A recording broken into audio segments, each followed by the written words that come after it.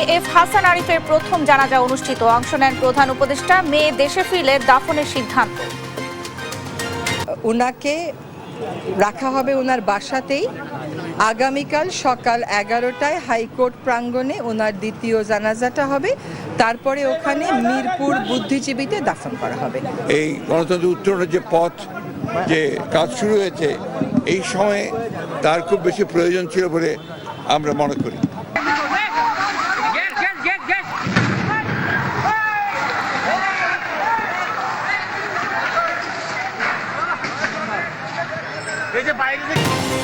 চার ঘন্টার চেষ্টায় নিয়ন্ত্রণে উত্তরায় রেস্তোরাঁর আগুন। আহত 7 জনকে জীবিত উদ্ধার।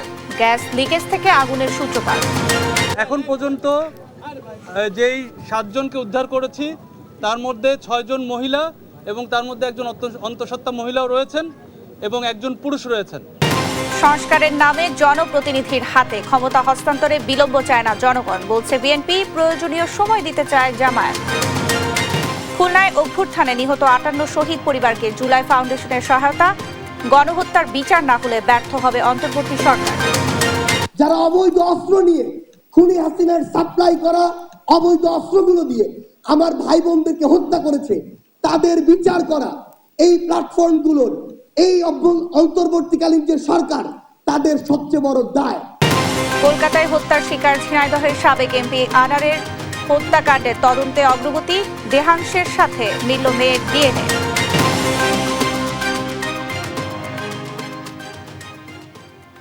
সংবাদ রাতে দেখছিলেন একেএসটিভি বার সংবাদ শিরোনাম। সঙ্গে আছি আমি শারমিন নাসি। অন্তর্বর্তী সরকার উপদেষ্টা ও প্রবীণ আইনজীবী এএফ হাসান আরিফের প্রথম জানাজা অনুষ্ঠিত হয়েছে। রাজধানীর ধানমন্ডিতে 7 মসজিদের জানাজায় অংশ নেন প্রধান উপদেষ্টা ডক্টর মোহাম্মদ ইউনূস সহ রাষ্ট্রীয় গুরুত্বপূর্ণ ব্যক্তিরা। কাল সকাল 11টায় হাইকোর্টে দ্বিতীয় জানাজা অনুষ্ঠিত হবে। এদিকে মেয়ে দেশে ফিরলে হাসান আরিফের দাফনের বিষয়ে সিদ্ধান্ত নেওয়া হবে। এর আগে বিকেলে হৃদরোগে আক্রান্ত হয়ে মারা যান অন্তর্বর্তী সরকারের বিমান ও পর্যটন এবং ভূমি উপদেষ্টা এএফ হাসান আরিফ। উপদেষ্টা হাসান আরিফের ছেলে মুয়াজ আরিফ গণমাধ্যমকে জানান, তার বাবা দুপুরে খাবারের সময় হঠাৎ করে মেঝেতে পড়ে যায়। এরপর তাকে রাজধানীর ল্যাবেট হাসপাতালে নিয়ে যাওয়ার পর কর্তব্যরত চিকিৎসক তাকে মৃত ঘোষণা করেন। উপদেষ্টা হাসান আরিফের মৃত্যুতে শোক জানিয়েছেন রাষ্ট্রপতি, প্রধান উপদেষ্টা সহ অন্যান্য উপদেষ্টারা। পেশাগত জীবনে হাসান আরিফ একজন আইনজীবী ছিলেন। তিনি অ্যাটর্নি জেনারেল হিসেবে দায়িত্ব পালন করেন। এছাড়া ফখরুদ্দিন আহমেদের নেতৃত্বাধীন তত্ত্বাবধায়ক সরকারের আইন উপদেষ্টা ছিলেন।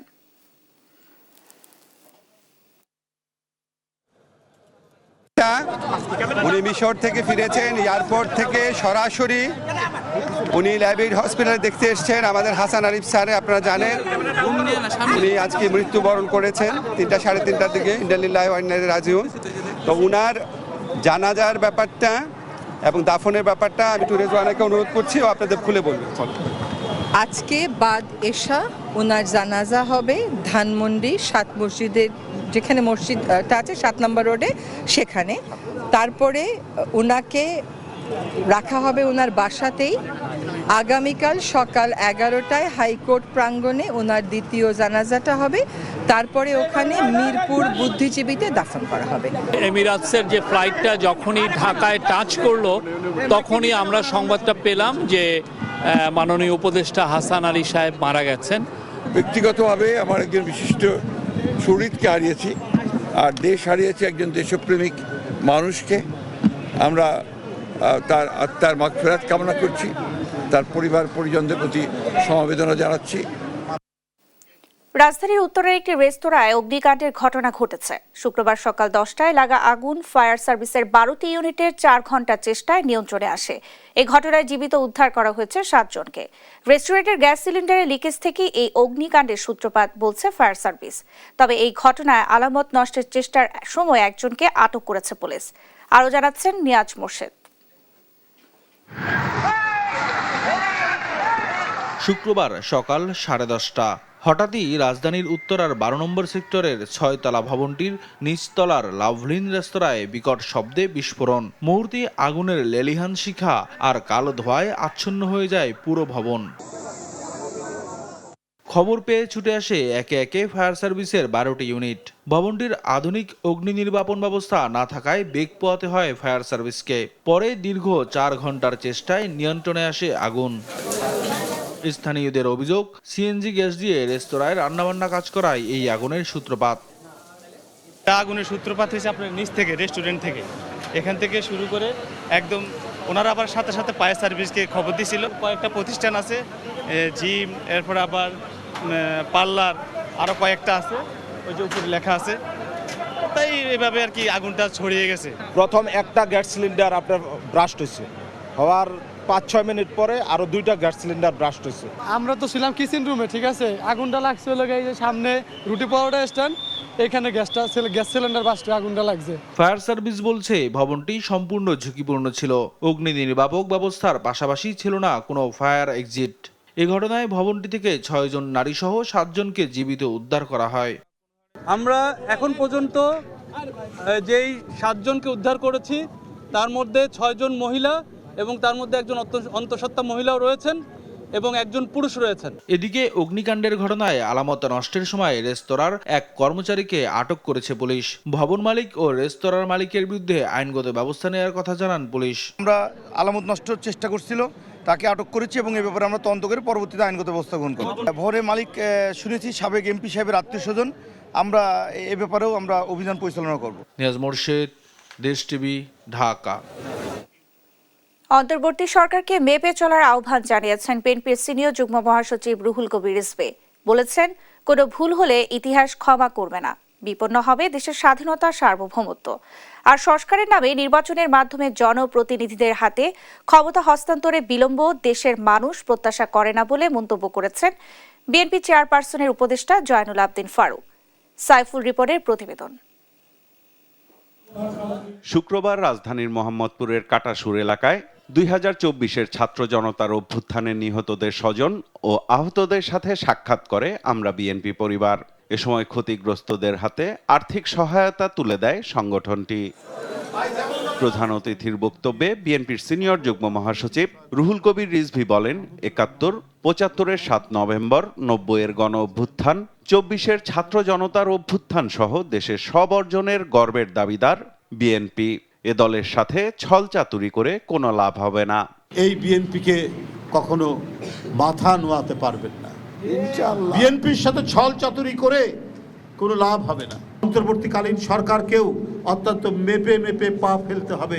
যদি ভুল হয় তাহলে কিন্তু ইতিহাস যেমন দেশের ভেতর থেকে ক্ষমা করবে না, বাইরের শত্রুরাও কিন্তু আমাদের কাউকেও ক্ষমা করবে না।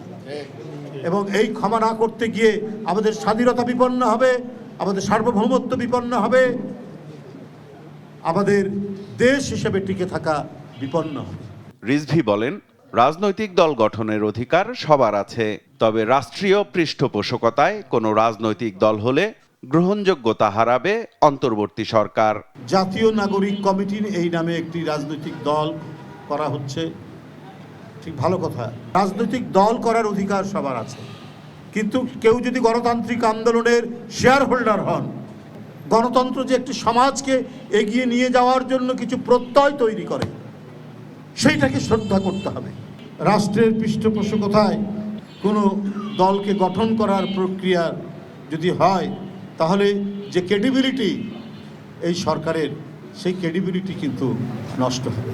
এদিকে জাতীয় প্রেস ক্লাবে আয়োজিত এক আলোচনা সভায় অংশ নিয়ে অবিলম্বে নির্বাচনের রোডম্যাপ ঘোষণার দাবি করেন বিএনপি চেয়ারপারসনের উপদেষ্টা জয়নুল আবদিন ফারুক। অনুগ্রহ করে রোড ম্যাপ সুনির্দিষ্ট দিয়ে দেন, নির্বাচনের তারিখ ঘোষণা করে দেন। কে কি বললো এটাতে কিচ্ছু আসে যায় না। জনপ্রতিনিধিরাই ঠিক করবে কোনটা পুরোপুরি সংস্কার হবে, কোনটা হবে না। সাইফুল রিপন, দেশ টিভি, ঢাকা। সংস্কার ছাড়া সুষ্ঠু নির্বাচন সম্ভব নয় বলে মন্তব্য করেছেন বাংলাদেশ জামায়াতে ইসলামী আমির ডাক্তার শফিকুর রহমান। শুক্রবার সকালে কেরানীগঞ্জে জামায়াতের ঢাকা জেলার কর্মী সম্মেলনে প্রধান অতিথির বক্তব্যে তিনি এই কথা বলেন। এছাড়া দিনব্যাপী বিভিন্ন স্থানে জামায়াতের কর্মী সম্মেলন অনুষ্ঠিত হয়। বিস্তারিত ফাহিম ইউসুফের প্রতিবেদনে। শুক্রবার সকালে কেরানীগঞ্জে হয় ঢাকা জেলা জামায়াতের কর্মী সম্মেলন। সম্মেলনে জামায়াতের আমির ডাক্তার শফিকুর রহমান বলেন, স্বৈরাচার সরকার দেশ থেকে পালিয়ে গেলেও দেশের মানুষ এখনও চাঁদাবাজি থেকে মুক্ত হয়নি। যারা স্বৈরাচারের অপকর্ম চালিয়ে যাচ্ছে তারা জাতির শত্রু। আমাদের সন্তানেরা রাস্তায় নেমেছিল চাঁদাবাজি বন্ধ করতে, দখলদারি বন্ধ করতে, জুলুম বন্ধ করতে। চাঁদাবাজি, দখলদারি এবং জুলুম কি বন্ধ হয়েছে? বন্ধ করতে হবে, বন্ধ করতে হবে, থামতে হবে, সরে আসতে হবে। আমাদের সন্তানেরা এই জন্য রক্ত দেয় নাই, কারো ফলস জমিদারি তৈরি করার জন্য রক্ত দেয় নাই। এ সময় নির্বাচন নিয়ে তিনি বলেন, পর্যাপ্ত সময় নিয়ে সংস্কার শেষে দিতে হবে অংশগ্রহণমূলক নির্বাচন। গদি কোনো সুখের জিনিস নয়, গদি আল্লাহর পক্ষ থেকে আমানতের বিষয়। 2 নম্বর হচ্ছে 17.5 বছরে যে জঞ্জাল সৃষ্টি হয়েছে, এই জঞ্জালের কতিপয় দিক এমন আছে যে এটা পরিচ্ছন্ন না করলে একটা সুষ্ঠু নির্বাচন কোনোভাবেই সম্ভব নয়। এদিকে তেজগাঁও থানা দক্ষিণের কর্মী সম্মেলনে কেন্দ্রীয় নির্বাহী পরিষদ সদস্য ও ঢাকা মহানগরী উত্তরের আমির মোহাম্মদ সেলিম উদ্দিন আগস্ট বিপ্লবীদের জাতীয় বীরের মর্যাদা দেওয়ার দাবি জানান। মেধাবী ছাত্ররা পাশ করার পরে চাকরি নাই, তাদের মেধা নিয়ে তারা বিদেশে চলে গিয়েছে, মেধা পাচার হয়েছে। উদ্দেশ্য, দুর্নীতিবাজরা বাংলাদেশকে শাসন করবে। অন্যদিকে কাকরাইলের আইডিইবিতে পেশাজীবী বিভাগের সদস্য সম্মেলনে যোগ দিয়ে অন্তর্বর্তী সরকারের উদ্দেশ্যে মাওলানা রফিকুল ইসলাম খান বলেন, টেকসই সংস্কার নিশ্চিতে তাড়াহুড়ো নয়, নিতে হবে প্রয়োজনীয় সময়। নির্বাচনের জন্য যদি 1 মাস বেশিও লাগান, কিন্তু প্রয়োজনীয় সংস্কার শেষ করতে হবে এবং কি কি সংস্কার করবেন তাও বলতে হবে। ঘরে বক্তৃতা করলে হবে না এবং কোনটা কতদিনের মধ্যে করবেন তাও বলতে হবে জাতি। এছাড়া বিকেলে বনশ্রীতে রামপুরা থানা উত্তরের কর্মী সম্মেলন অনুষ্ঠিত হয়। ফাহিম ইউসুফ, দেশ টিভি, ঢাকা। জুলাই আগস্টে হত্যায় জড়িতদের বিচার না করা গেলে অন্তর্বর্তী সরকার ব্যর্থ হবে বলে মন্তব্য করেছেন জুলাই শহীদ স্মৃতি ফাউন্ডেশনের সাধারণ সম্পাদক সার্জিস আলম। তিনি বলেন, জুলাই আগস্টে হত্যার সঙ্গে যারা জড়িত তাদের বিচার করা অন্তর্বর্তী সরকারের সবচেয়ে বড় দায়। শুক্রবার খুলনায় জুলাই অভ্যুত্থানে শহীদদের পরিবারকে আর্থিক সহায়তা প্রদান অনুষ্ঠানে তিনি এই কথা বলেন। এ সময় 58 শহীদ পরিবারকে আর্থিক সহায়তা দেওয়া হয়। সহকর্মী নূর ইসলাম রকির রিপোর্ট, জানাচ্ছেন আপন অপু। শুক্রবার সকালে খুলনা জেলা শিল্পকলা একাডেমিতে মিলিত হন জুলাই অভ্যুত্থানে শহীদদের পরিবারের সদস্যরা। এ সময় স্মৃতিচারণ করেন জুলাই আগস্টের শহীদদের। শহীদুর রহমান রানা, উনি আশুলিয়া ভাই পেলে গুলিবিদ্ধ হয়ে মারা গেছে 5 আগস্ট। একসাথে খাবো, আমার ছেলে চলে গেল, যে আমি কিছুক্ষণ পর শুনতে পারি আমার ছেলে নেই।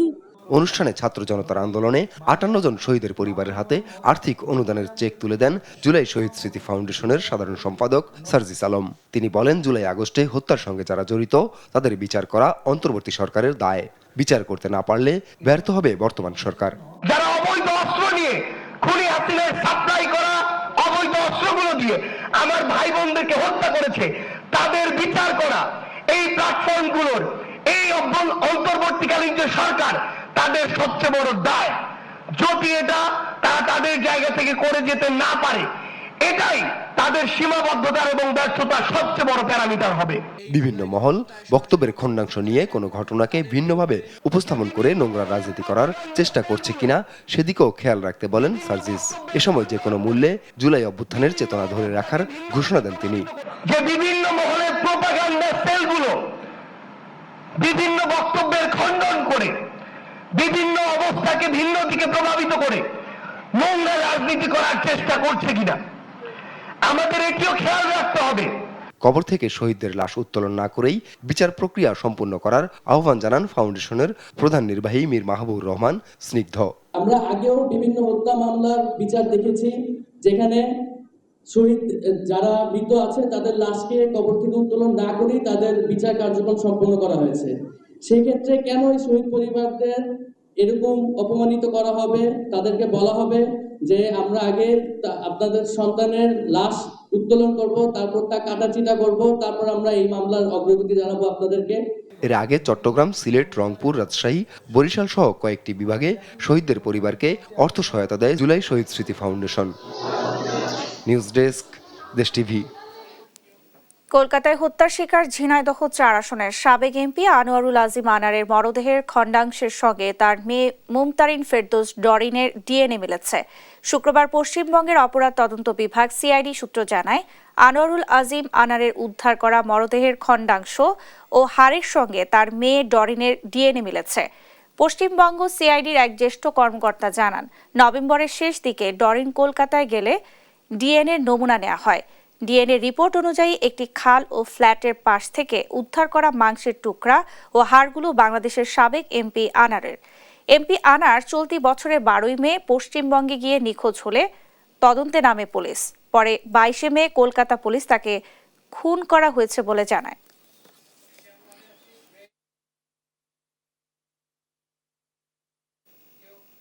দেখছেন সংবাদ রাত।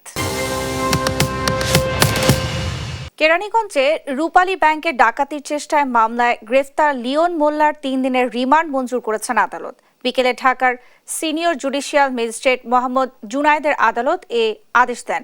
এদিকে আরাফাত ও সিফাতকে স্বীকারোক্তিমূলক জবানবন্দি দেওয়ার আবেদন করেছে রাষ্ট্রপক্ষের আইনজীবী। শিউলি রায়ের রিপোর্ট। ডাকাতিতে নেতৃত্বে দেওয়া লিওন মোল্লা 1 মাস আগে থেকেই আরাফাত ও সিফাতকে নিয়ে ডাকাতির পরিকল্পনা করে। রিমান্ডে নেয়া লিওন পেশায় গাড়ি চালক। বাকি দুজনের মধ্যে একজন 7ম শ্রেণীর শিক্ষার্থী, আরেকজন মাদ্রাসার শিক্ষার্থী। এই ঘটনার মূল হোতা লিওনকে 3 দিনের রিমান্ড মঞ্জুর করেছেন আদালত। এছাড়া আরাফাত ও সিফাতকে স্বীকারোক্তিমূলক জবানবন্দি দেওয়ার আবেদন করেছে রাষ্ট্রপক্ষের আইনজীবী।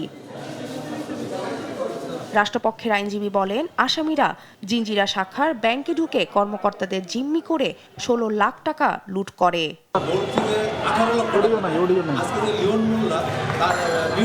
তার কাছ থেকে 16 লক্ষ টাকা উদ্ধার হয় এবং তারা সেখানে যে পিস্তলগুলা প্লাস্টিকের পিস্তল ইউজ করলেও সেই পিস্তলগুলো দেখে বোঝার উপায় নেই এগুলা আপনার প্লাস্টিকের পিস্তল। এইসব তথ্য উদ্ঘাটনের জন্য লিওন মোল্লা 7 দিনের পুলিশ রিমান্ডের আবেদন করেছে। বিজ্ঞ আদালত এই জিজ্ঞাসাবাদের জন্য 3 দিনের পুলিশ রিমান্ড মঞ্জুর করেছে। বাকি দুজনের বিষয়ে দুজনের 164 তারা স্বেচ্ছায় স্বীকারোক্তিমূলক জবানবন্দি দেওয়ার ইচ্ছা ব্যক্ত করেছে এবং তাদের 164 করার জন্য তারা এখন অপেক্ষমান আছে। বৃহস্পতিবার কেরানীগঞ্জে রূপালী ব্যাংকের জিঞ্জিরা শাখায় ডাকাতির চেষ্টা করে লিওন সহ 3 জন। এই সময় ব্যাংকের কর্মকর্তা কর্মচারী সহ গ্রাহকদের জিম্মি করে মুক্তিপণ দাবি করে তারা। যৌথ বাহিনীর 3.5 ঘন্টা অভিযান শেষে আত্মসমর্পণ করে এই ডাকাত দল। শিউলি রায়, দেশ টিভি, ঢাকা। টঙ্গী ইজতেমা ময়দানে সংঘর্ষ ও 4 জন নিহতের ঘটনায় করা মামলায় তাবলিগ জামাতের মাওলানা সাদ কান্দলভি অনুসারী মুফতি মুয়াজ বিন নূরকে গ্রেফতার করেছে গাজীপুর মেট্রোপলিটন পুলিশ। শুক্রবার সকালে বিষয়টি নিশ্চিত করেন টঙ্গী পশ্চিম থানার ভারপ্রাপ্ত কর্মকর্তা ইস্কান্দার হাবিবুর রহমান। এর আগে ইজতেমা মাঠে সংঘর্ষে 3 জন নিহতের ঘটনায় বৃহস্পতিবার সন্ধ্যায় মামলা করেন মাওলানা জুবায়ের অনুসারী SM আলম হোসেন। এতে 29 জনের নাম উল্লেখ করে অজ্ঞাতনামা কয়েকশো জনকে আসামি করা হয়েছে। মামলা দায়েরের পরপরই মুয়াজ বিন নূরকে রাজধানীর উত্তরার এলাকায় অভিযান চালিয়ে গ্রেফতার করে পুলিশ।